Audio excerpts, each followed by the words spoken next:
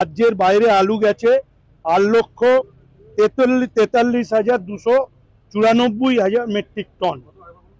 8,43,294 metric ton আলু already বাইরে চলে গেছে। আমাদের হাতে এখন আলু রয়েছে 6,02,000 মেট্রিক টন। আমাদের রাজ্যে প্রতিদিন আলুর খরচ লাগে 18,000 মেট্রিক টন।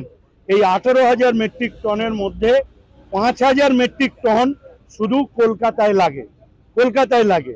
এবং ডিসেম্বর মাস যেহেতু কাঁচা শাকসবজি উৎপাদন বেশি হয়, তাই এই মাসটায় আমাদের সারা রাজ্যে আলু খরচ লাগে 15,000 মেট্রিক টন।